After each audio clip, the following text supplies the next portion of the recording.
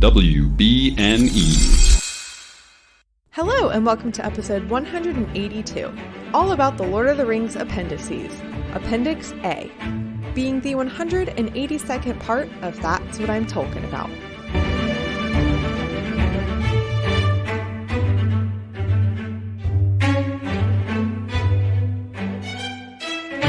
Hello, my name is Mary Clay. If that's too complicated for you, just call me MC. I've been experiencing the world of JRR Tolkien for the first time, and this week we are continuing our dive into the Lord of the Rings appendices. Today, just like last week, I was joined by Josh, known as JRR Jokien on Twitter, and this is part 2 of our conversation because I severely underestimated the appendices. Last week, we began our discussion on Appendix A, talking about the line of Elendil and his two sons, Isildur and Anarion. We went through the line of Isildur and what happened with them in the north and Angmar and lots of bad stuff, and then just started talking about the line of Anarion and the kings of Gondor. And so that's where we are picking up this week. So if you missed it, go back and check out last week's episode and get the start of Appendix A, and then we'll continue on and discuss more of it this week and next week, and I think even the week after that. And that's just Appendix A. Gondor also there are also other men in the north, and they're just called the Northmen. Right. Northmen, Easterlings, yeah, very, very creative. Right. And Mount Doom. Right. Tolkien is amazing in so many places, but there's a couple where you're like, that was on the nose. Yeah, They have these other men, and there seems to be a good effort to really kind of get to know them and connect with them and form, alliances and whatnot. There do start to be these battles, like we said, with the Easterlings, and the Northmen come to their aid at some point. And so because of this, the king at that time is like, okay, cool, let's be bros, Part of the issue, I think, that really gets things going is that some of the Northmen also sided with the Easterlings in these battles, which, side note, I think this part could be very interesting for Rings of Power, given that we have the Southlanders, even though they're south somewhere. I don't know where they're south of, even though they're the Southlanders. South of somewhere, right? Yeah. But we have this happening here where the Northmen we're trying to be buddies with them, but some of them side with the bad guys. And so I think that kind of sets a precedent for Rings of Power to work off of with some of those the groups of men in the show to be are they going to be bad? Are they going to side with the bad guys, the Easterlings, and, are they going to go down to Umbar and, right. who knows? Yeah. So I think reading a lot of this stuff, I think, gives me a lot more ideas for where they could go with Rings of Power. Totally, because you definitely see the differences between the Númenóreans, how they are really the chief of men with the longer lives and the greater glory and achievements and building and civilization, basically, as high above just men in general that the elves are, and that gulf. And at times what you would look at and say those are kind of we're sticking with our race, you know what I mean? We're not one of them. The othering that happens, you see that to a smaller extent with the Númenóreans and the rest of men just anywhere. What really pushes them over the edge is this mingling where the king's son Valakar, he's raised among them, and he has a Northman's name, and then he takes a North woman as his wife, and there's this whole wait, no, we're above them, we're better than these, they can help us in a war or fighting, but not mixing together. And you see this what are they going to do? And then in this kin strife that happens, one of the great evils of Gondor, Tolkien calls it, what it leads to is this civil war, because we're not going to have one of them here. And so just Yeah. that prejudice Yeah, in it says between these different groups. for the high men of Gondor already looked. I had to look up this word. I'd never seen this word before. Mm. Askance, I'm Hmm. assuming is how you Hmm. say it. Yep. It just Yeah. means like basically like side-eyeing someone, you Yes. know. Yeah, right. For the high men of Gondor already looked askance at the Northmen among them. And it was a thing unheard of before that the heir of the crown or any son of the king should wed one of lesser and alien race. So even though we have this one king in Gondor who is like, hey, you know, some of you helped us out with those Easterlings. I want to, you know, I want to nurture these relationships. You know, we're all of one people. We're Right. ultimately on the same side. We live in the same Kumbaya. land. Let's be friends. And he sends his son Valakar to be an ambassador in the northern lands. And then that's where he meets a woman, falls in love, they have a son, and it's like it's one thing for them to start mingling with the Northmen. It's Hmm. another to like take the, you know, it's taking these relationships farther than the other Gondorians. Hmm. Hmm. Yep. Gondorians are comfortable with, and that's where that's where, yes, this kin strife happens. Valakar's son, so this is the son of a North woman and Right. and Valakar, you know, the king of Gondor. His son, so this guy Eldakar. I'm only trying to like mention names when like they might be like more important because there's so Yes. There are so many. at one point, kind of like right before we go into like Isildur's line and everything, it's like it's like Roman numeral 2, the realms in exile, and it says the northern line and then the southern line, and it just Hmm. lists all of the Right. names. And so this was, I kept like flipping back and forth and being like, okay, so he's the son of this guy, and then he like, oh my god. So anyway, Eldakar is now the king of Gondor, but he is rejected by a lot of the Gondorians. Hmm. And he is forced from his throne essentially. Again, like, okay, I still have to remind myself they're in Osgiliath. So he is forced Hmm. from Osgiliath at this point.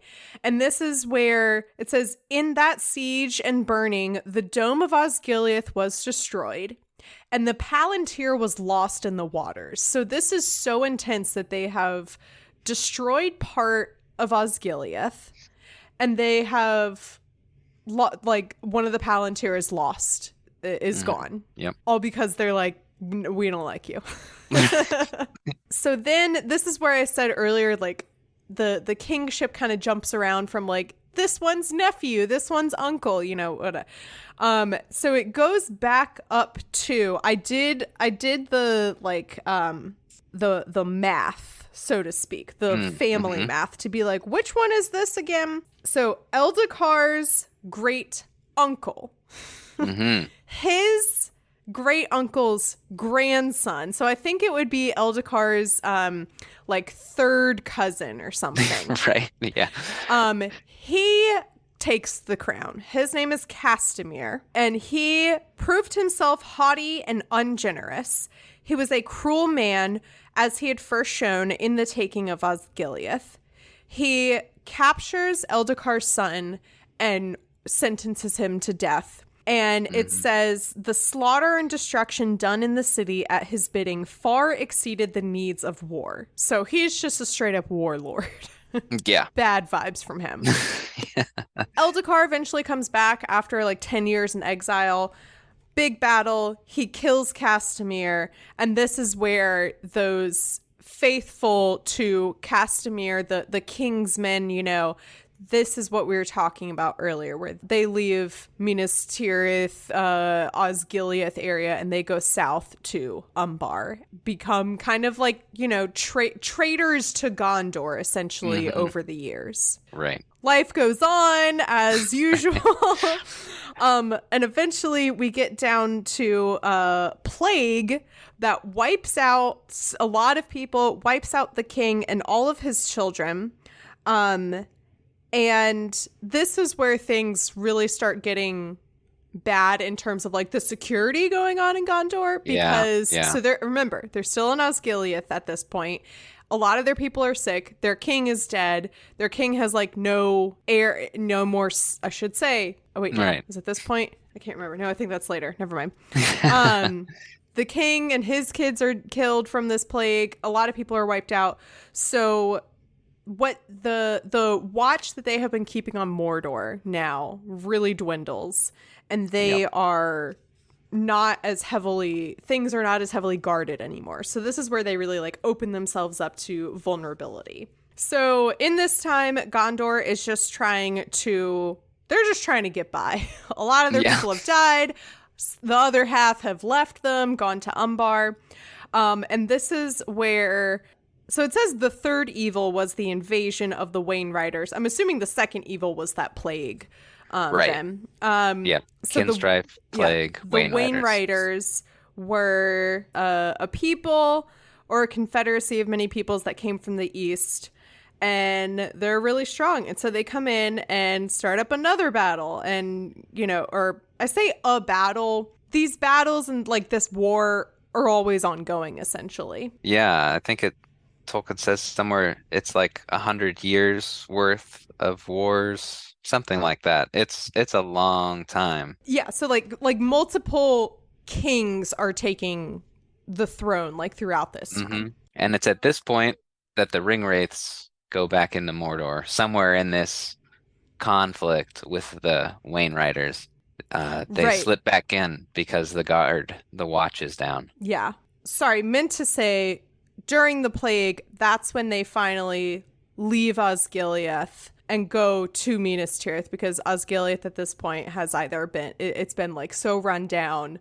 because of war and strife and all the stuff. Right. So that's when they move to Minas Tirith. Also, the white tree, I'm losing track of like how many times like the tree dies, but then someone takes a seed and plants it again, and then moves the tree. So the tree at this point dies, and I was like, okay, this is when like it dies for the final time, and then the next time it lives is when Aragorn comes back. No. Nope. The king, like during the plague, takes a seedling, I think when they go to Minas Tirith, and plants that. And then I think that's the final time it's like replanted, I think. I think so, yeah. Like you said, kind of hard to keep track of. Yeah. Definitely symbolic. Things are not going well. So yeah, all of that happened during like the plague stuff. And then, the Wainriders, the Ringwraiths. This is when Arvidui kind of comes in. Because it does say that Arthedain, the one part of Isildur's heirs' lands that like thrived well enough, Arthedain is also, having this attack with the Witch King and all of that. And this is kind of like the first time it mentions the other line and like the other land while it's talking about the other land, because the whole time I'm reading this, I'm like, okay, so why haven't like Isildur's heirs like come to help Gondor? Right. Why haven't they come and visited? Or, like what's going on with all of these different lands? And this is when they finally, that's right, sorry, it's coming back to me. After all of this, they finally are like, oh, it looks like there's one evil power. Maybe we should all team up. They all kind of, they realize together, oh, our enemy is the same enemy. How can we address that together? But like at that point, it's kind of too late. Yeah. That's when Angmar begins, it attacks Arthedain again, and then the Wainriders are coming into Gondor. And so Arvidui ends up in Gondor. He claims the crown of Gondor, but then that's when they're like, nope. Yeah. He comes in and he marries, so it's King Ondoher. Ondoher. Right. King Ondoher and his sons die in battle. That's what happens. Right. Meanwhile, there's also this other guy, Eärnil, captain of the Southern Army. So he's military leader. Other authoritative figure leader at this point in Gondor. So the king and both of his sons die in battle. Well, Arvedui, at some point or another, has met and married Thiriel, the only surviving child of Ondohir. So now, like, this battle's over, the king is dead, and he comes up and he's like, hey, I am from Isildur's line. I am Isildur's heir. Crown, please. I'll take that. Like, I'm here. I see you have a vacancy. Like, Right. I would like to submit my application. Yeah, here's my resume. High King of. And the people are not a fan of this. It just says the Council of Gondor. I don't know exactly who is on the council, but the Council of Gondor tell him Elendil died and Isildur left. He gave this area, he gave Gondor to Anarion. So this is for Anarion's heirs to be king over. And you are Isildur's heir. You're not Anarion's line. Arvedui says, he's like, Elendil did not mean, and Isildur did not mean, for everything to be split into two. It's all just supposed to be like, we are all of Elendil's line. And that's why I should be king. And he also points out, by the way, in Numenor, you know how much you guys love Numenor? Yeah. In Numenor, they didn't care if the child of the king was a man or a woman. They just gave it to them regardless. But it Right. It And by the literally way, just look who I'm says, married to. this Yeah. Gondor made no answer. So Right. that's all it says, is that they just left him on red. They were like, sorry. Yep. So I appreciate that Arvidu was like, by the way, this is like quite a double standard you guys are doing. Yes. You know, you're so proud. We're so proud to be Numenorians, and yet you won't let the female surviving child of the previous king take reign. Okay, I see how it is. Right. He has like a dual-pronged argument where he says like, well, he became High King over both realms after Elendil dies, so I should qualify just based on that. But even more than that, I'm married to the last remaining heir. Yeah. It's like a double, it's Even a if pretty you don't strong want me to argument. rule, Right, exactly. Even She if you should don't be like allowed that. to rule. Like, it was her father's throne. Her brothers died now. Like, this should all just go on to the next person. But no, they're not having it. Right, just silence. I will say props to Arvedui. He could have, it just says he did not press his claim. And he, I guess it just said he had neither the power nor the will to oppose the choice of the Dunedain of Gondor. And he's just like, fine, I guess this is just not, it's just not the time yet Right. for one of Isildur's heirs to be on the throne. Maybe there will come a time, but it's not that time now. It's really crazy though. So when Arvedui was born, this is just like a little, Tolkien loves to throw in random, again, kind of like those bits of tragic irony or something. Right. Yeah. When he was born, a seer told his father to name him this because he will be the last in Arthedain. He is the last king of Arthedain. And she says that eventually the Dunedain will come to a choice. And if they choose what is maybe a little more difficult or a little more unsure or unclear, then your son will change his name and become king of a great realm. And if not, then much sorrow and many lives of men shall pass until the Dunedain arise and are united again. So they do not, they make the choice that is less scary for them, which is to make Eärnil the king for now. Right. He's still of the royal line, the king's household. Yeah. He's just not the direct heir. So it seems like the safer choice to them. We know him. He's won great renown. It's more convenient for us, but like you're pointing out, that prophecy about it, the choice comes to them and they choose the one that seems more hopeful, but actually is not. Is not, yeah. I love that it's a line in Harry Potter or something, and it's people have a knack for choosing precisely what is, I'm butchering the line, but it's like people always choose the thing that they think is best for them, and it just ends up being the worst for them, you know? Right. Exactly. Yeah. Yeah.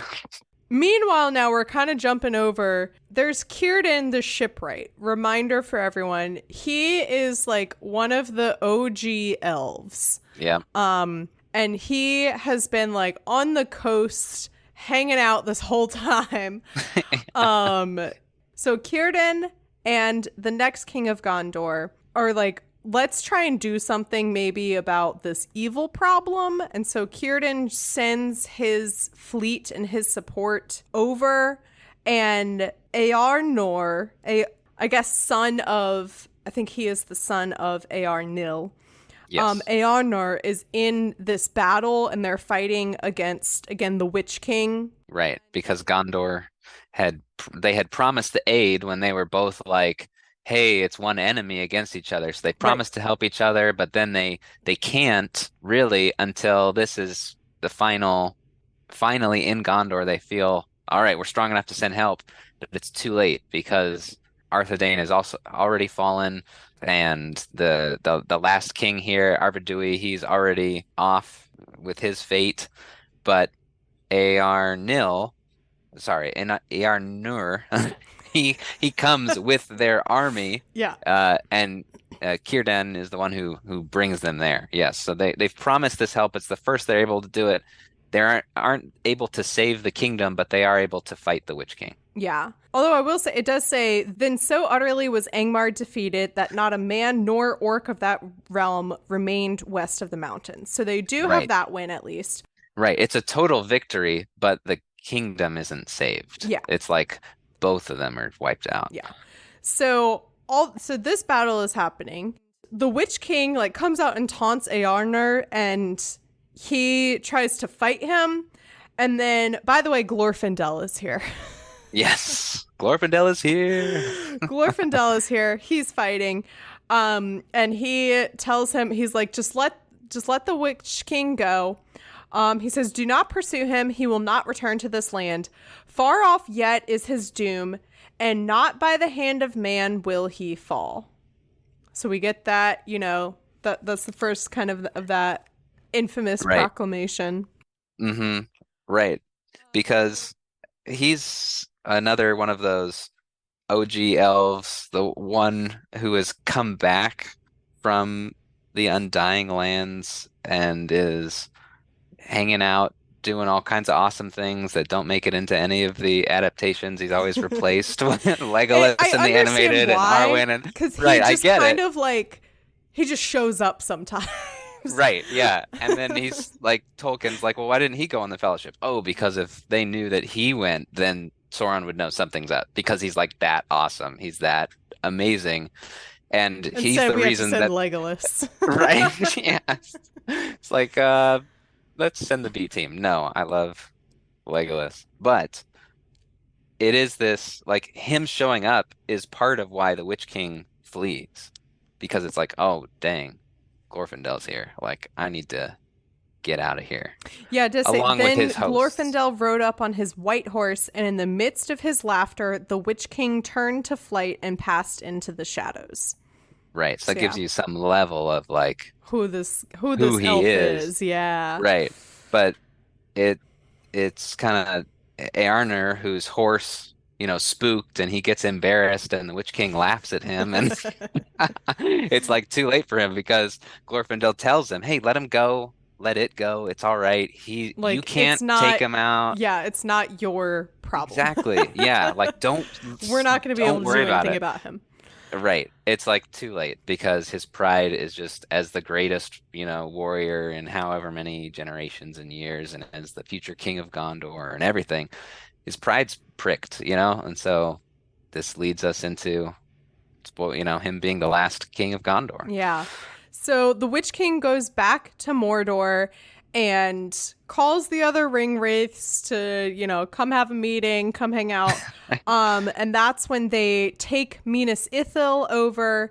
There's a Palantir there, so that's how like the dark side, gets a Palantir, and they rename Minas Ithil Minas Morgul. Then later on, so Eärnir, he becomes king. Later on, the Witch King taunts him again.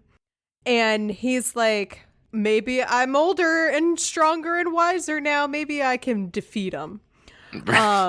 So he goes to fight him, and then he's never heard of again. It says it was believed in Gondor that the faithless enemy had trapped the king and that he died in torment. However, since no one officially saw him die, and I'm assuming also he didn't have sons, or he didn't have nephews, or like they're really kind of at the end of any kind of line of Anarion at this point. Any connection to him is basically gone at this point. Yeah, it says that he would take no wife, for his only pleasure was in fighting or the exercise of arms. So he's like, I'm just gonna go have fun wrestling, fighting, conquering, whatever, all the manly training man to deeds. Right, go yeah. beat the Witch King finally. Right, yeah, I bet. Rocky Yeah. montage. Yes. Yeah, him running up the steps, the different and levels then he just gets annihilated immediately. Right, so. yeah. So then this is where the leadership of Gondor moves over to the stewards. So flip the page. We are almost done with this little section of Appendix A. So we'll be wrapping it up here in just a bit. So yeah, the stewards take control. And I think this is where we're really starting to get familiar with the story, because we're like, okay, cool. That's how things were running when we see Gondor in Lord of the Rings. Right. It says each new steward indeed took office with the oath to hold rod and rule in the name of the king until he shall return. But these soon became words of ritual little heeded, for the stewards exercised all the power of the kings. So over time, they're kind of more and more like, nah, this is cool. I'm going to be, I might not be the king in name, but basically I am the king. Gondor has no king. Gondor needs no king. Dang. Yeah, that's the attitude. We see things progress. I find this really ironic. It says, but from the time of Denethor the First, there was never full peace again. And just because, so Denethor the Second is like our Denethor, by the way. Yes. But I just find it funny that things really start taking a sharp decline when it's Denethor the First. Yeah. Just funny for us, because everyone, of course, hates Denethor. Yeah. And even though this Denethor isn't that same one, it's like, oh, of course it happened while he was. Yeah. Who else leadership. was it going to be? Yeah. If not the first Denethor, whose son, the first Boromir the First, at least the one who Boromir was named after, is also fighting in to retake Osgiliath and all these other things. So yes. Yeah, of course. Who else? In this time that they're seeing more and more evil creatures. They're seeing the race of Uruks, black orcs of great strength, are now appearing in the game. Finally, we're getting some mentions of Rohan now, of yes. Rohan was also experiencing a lot of troubles. Right. They do eventually form some kind of alliance, which is again interesting for us to see, because they definitely are not in a state of alliance when we start Lord of the Rings. Ciaran, or I think it's Ciaran, granted to Eorl that land to dwell in, and he swore to Ciaran and the oath of Eorl of friendship at need or at call to the lords of Gondor. So the leaders of both of these lands now are swearing hey, call my name and we'll come and help out. And obviously things change Right. eventually. From what I remember, it's been a while since I read through Return of the King, but from what I remember, the movie definitely plays that angle. In the movie, Denethor's no, I'm not going to call for aid, but the beacons are already lit. He does light the beacons in the book, and Theoden is the famous "Where was Gondor when the Westward fell?" And it's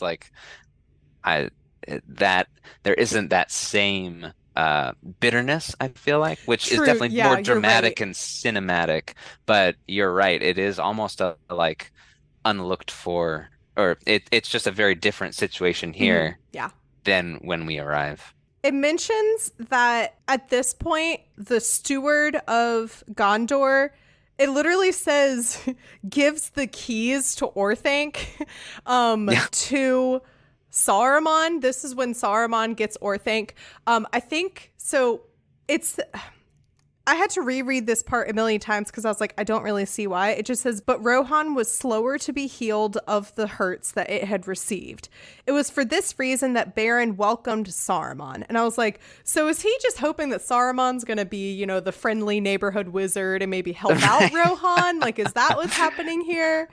Yeah, I And yeah, think then it's it says, totally. and gave to him the keys to Orthanc, which I just think is funny in like a Hmm. modern day context of like you sign a lease and getting Yes. a and getting the Can you keys to imagine your new house or something. Theremin? He's filling out the application and who's his emergency contact Yeah. and everything. Not Yes. Radagrast, not Then we get to Ecthelion.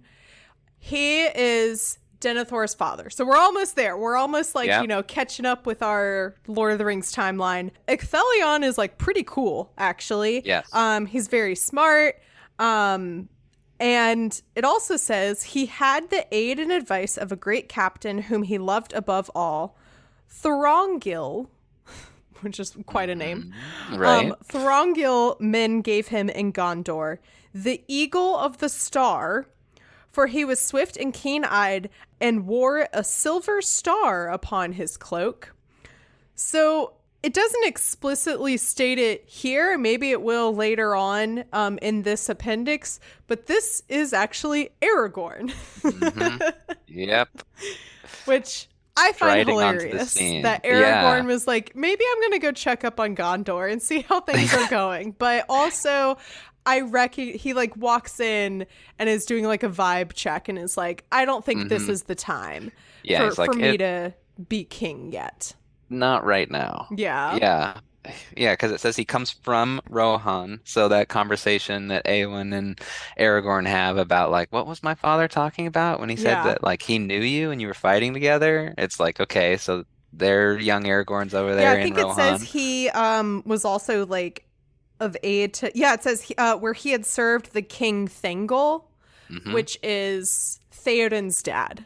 Right. Yeah, so like little boy, the Theoden running around there. Yes. So he comes from there, great leader of men by land or sea, and then here he's like giving this strategic advice of, hey, those Umbar, like they're dangerous there, and it's going to come full circle when he's the one who, with the army of the dead, comes and takes out the rest.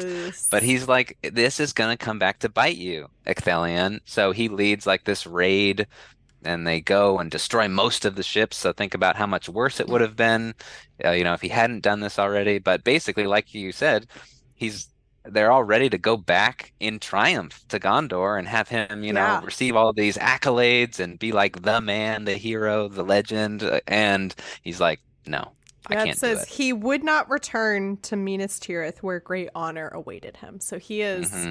I'm pretty sure Aragorn in after the battle of Pelennor Fields, he like sets up camp outside of Minas Tirith Right. because Yeah. he's like, I don't know what the state of things are like in there. Like the Right. steward just set himself on fire. Like Yes.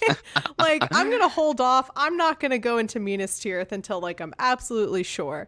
I'm And gonna give like them a little time to even figure it though out. no Yeah. one knows like who he is at this point, he still has that like moral obligation like within himself that he's like, no, I will Hmm. only return to Minas Tirith when it's time for me to be the king. Right. So he pieces out for a bit and everyone's like real sad and it's like, oh my Except for God. Denethor. Yeah. Denethor did not like this. What a shocker. I know. Yeah. So surprised. What a shocker. And it's not necessarily for like the reason you would think. It says Thorongil often warned Ecthelion not to put trust in Saruman the White in Isengard, but to welcome rather Gandalf the Grey. Denethor does not like Gandalf. Right. So Yeah.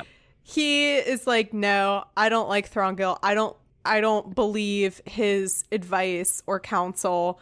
And then later on, it just says many believed, so it's not necessarily true. We don't know, Right. but it's Yeah. very possible that Denethor also knew who Thranduil was, and that it was actually Aragorn, and that he believed he and Gandalf were going to like conspire together to oust Denethor and take back the crown. Even Right. though like we know that was not Aragorn's intentions at that time. Yeah. Then fair warning, there's going to be a lot of screaming about Faramir in the like last 5 minutes of this. Right. So Josh, Faramir is like probably my favorite character. Oh, yes. I was absolutely Faramir. Heartbroken by his version of events in the movies. Yes. So yes. I believe he can do no wrong. Justice for Faramir. Yes. Yeah. Absolutely. So first we get like a really fun sick burn on Denethor. He listened to counsel and then followed his own mind, is what it says. So he sought out other people's advice and counsel and then explicitly ignored it and did the opposite. Right. And at first, I think it's like one of those double-edged things, right? Because it's both talking about how competent he is, how shrewd and wise he is, but then it's also his downfall. Like you're saying, it's his burn, because if he had actually brought more people into his confidence, then he wouldn't have made one of his ultimate mistakes, which was with the Palantir. So many of his ultimate mistakes, many of them. But basically, the despair that comes because he does all the right things to prepare for the end, but he does them like not half-heartedly, but like with no hope. Like he's just going through the motions because he's like, it's over.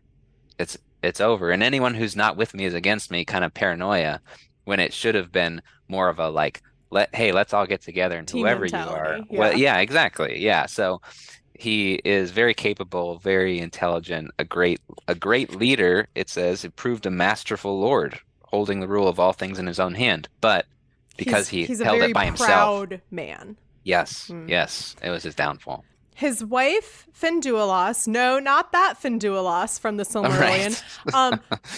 Honestly, I don't even remember who exactly Finduilas was in the Silmarillion. I just know it was a name that I tried to say 1 billion times, and then finally I got it right. So that's all I remember, is that this is a character. By the way, a lot of these kings and stewards of Gondor are all, like, one of them is named Ecthelion is son of Turgon, who is son of Turin.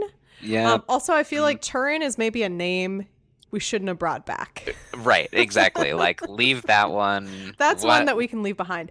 We don't need to redeem that one. One of them was named Baron. So a lot of these names are being, brought back from the olden times. Mm-hmm. Anyway, so he marries Finduilas. They have 2 children, but she dies. Yes. And it says Denethor... Denethor loved her in his fashion more dearly than any other, unless it were the elder of the sons that she bore. Oh my god.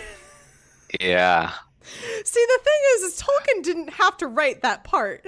Like, he didn't need to write that part of the sentence. He could have just said, like, he loved her so dearly. But definitely his love went Boromir Finduilas Faramir. Right. Yeah, and it might be that, the charitable way is, he reminded Denethor of her, and so he loved her. But it's like, I don't think that's really what's happening here. Yeah, it's like, in his own way. Oh, Denethor. Yeah. Very sad. Okay, so then in his grief, it says, it was afterwards believed that needing knowledge but being proud and trusting his own strength of will, he dared to look into the Palantir of the White Tower. In the years following her death, he becomes, it says, more grim and silent. So he's like really not doing good, and he needs some kind of guidance, but he's never going to ask anyone else for it. And he believes that he is strong enough to use the Palantir to his advantage and not be taken advantage of. And obviously that doesn't happen. No. Some men would literally look into the Palantir testing their strength against Sauron instead of going to therapy, and that's Yeah, Denethor right there. so true. Oh my gosh. He needs to like just talk to somebody and be Ouch. like, I miss her. I miss her. Buddy, He's like, no. no, instead I'm gonna like make sure one of my sons knows that I hate him. Right. And I'm And gonna I'm turn gonna, to Sauron yeah, rather than, oh my God. Okay. like sending him like you up, Sauron. Oh my God. Um, we get some descriptions of, so like now we kind of know like Right. the plot that follows We're all there. of this, We're the right there. timeline. Yeah. So we get some like really great descriptions of Boromir and Faramir that I don't that like I think you can pick up on as you read the story, but like we don't necessarily get this at any point in Yes. Lord of the Rings. It says Boromir was like his father in face and pride, but in little else. Yeah. So it's kind of like, so take that for what you will. Yeah. It also kind of means like he's a little dumb. Yeah. He delighted chiefly in arms, fearless and strong. By the way, arms like weapons, not his Right. biceps. But I do also like this idea that he was like, I'm going to be fit as hell. Right. He was hitting the gym all the time. Fearless and strong, but caring little for lore, save the tales of old battles. So that's a great descriptor of Boromir. Yeah. He's here to it's- fight, have a good time, you know, but he's a fighter, not a lover. And then Yeah, conversely, Faramir is a lover, not a fighter. Oh my God. Okay. It says that Faramir was like, okay. So it says Like Faramir Denethor. the younger was like him. Is that referring to Denethor or Boromir? I think it's supposed to be Denethor Okay, I do because too. Okay. I wasn't talking sure as I was reading that. Anyway, Faramir the younger was like him in looks, but otherwise in mind. So they both have this, I'm interpreting that as they both kind of have the same intellectual level, but Yes. Faramir is using it in a very different way.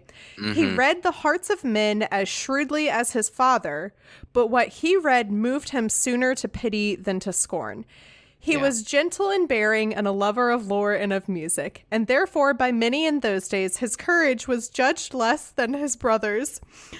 But it was not so, except that he did not seek glory and danger without a purpose. And I'm just like, damn right. Yep.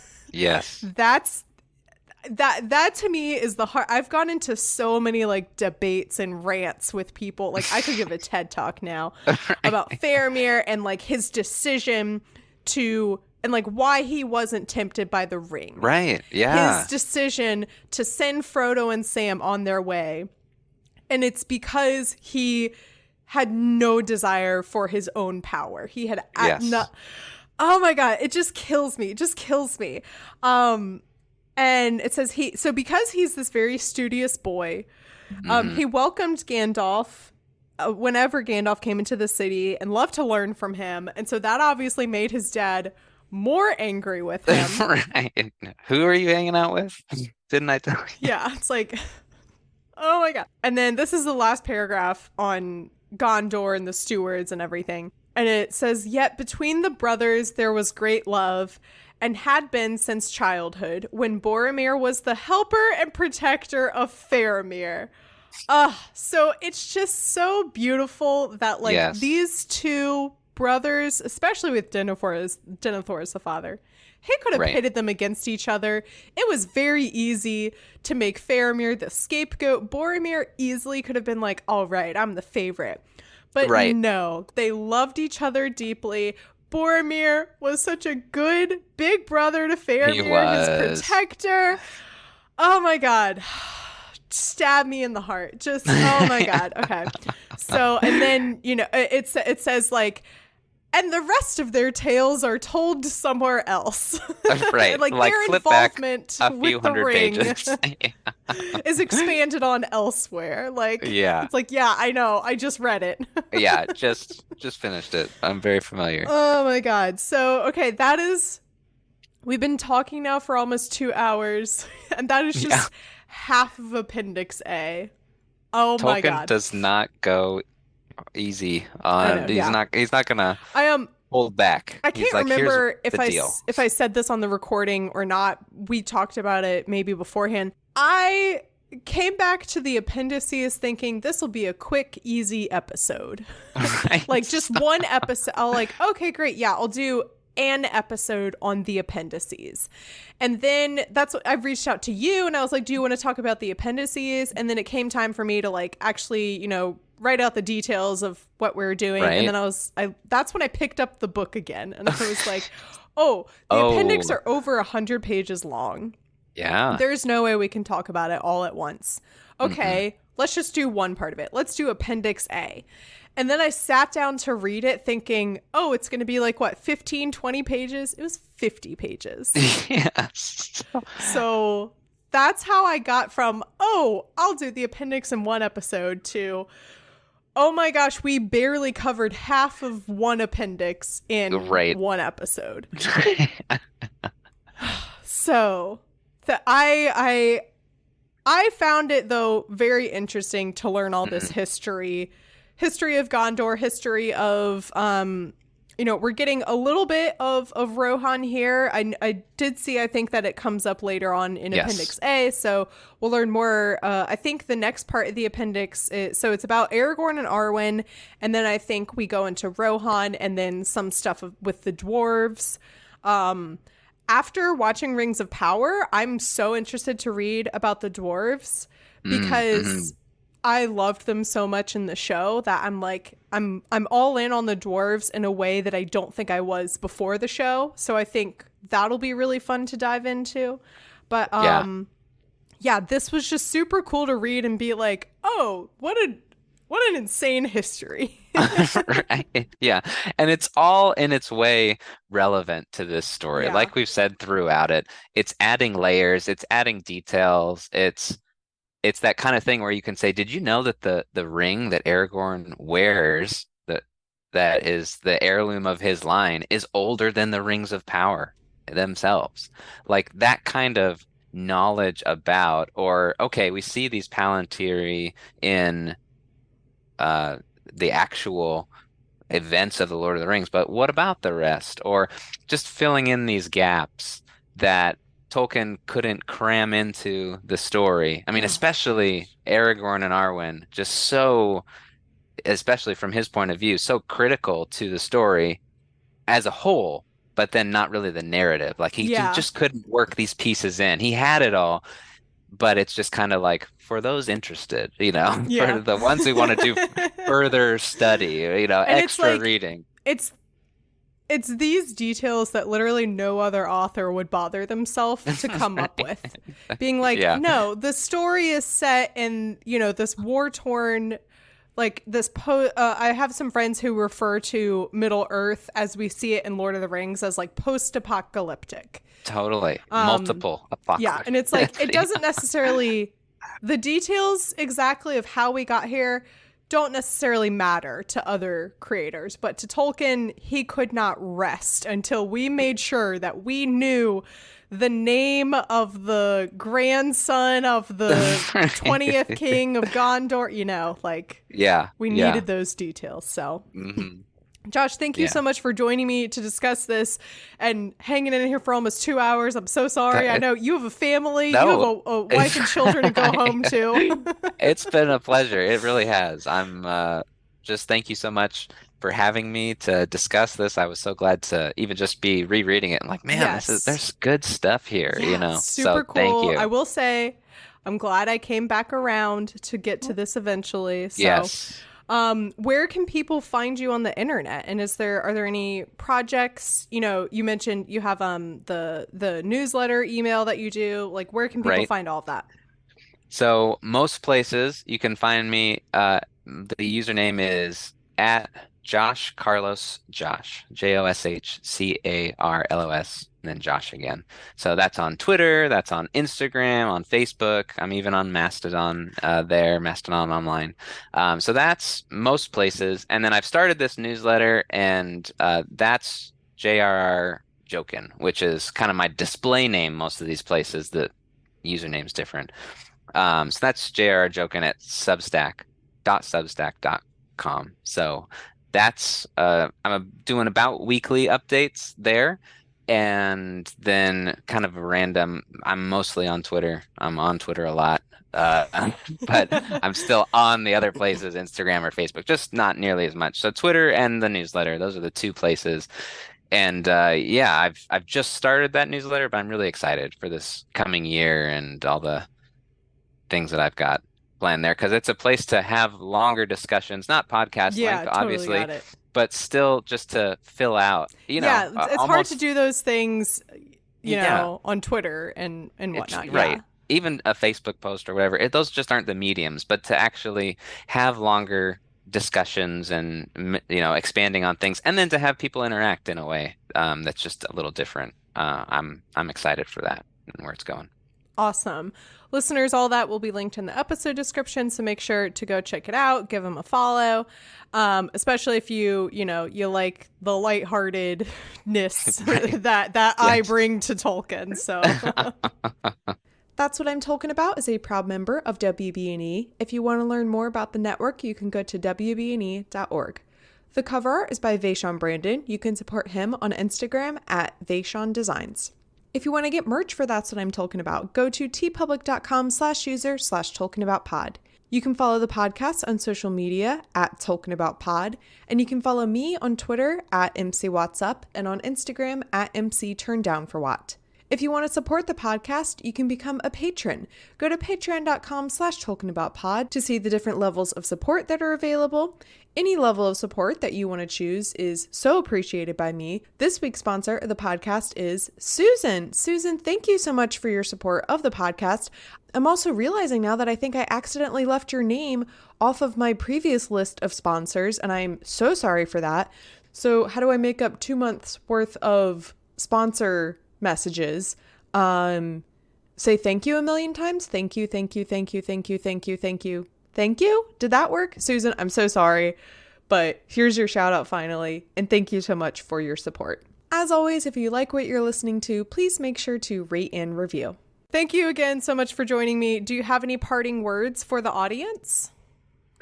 I would say if you've made it this far with us through this, there is so much good stuff here. And I just, even in reading through it again, was encouraged and amused. And like we have something special in this thing that we share, right? This fandom, this world that we're all experiencing together. So maybe you've read them already, the appendices, go back and reread them. Or maybe it's been a while since, like for me, you've been through the book itself. I'd encourage you, whatever that little way is of re-experiencing some of this, go for it, because you're going to be encouraged. You're going to be in a better place than you were before you started. And that's what I'm talking about.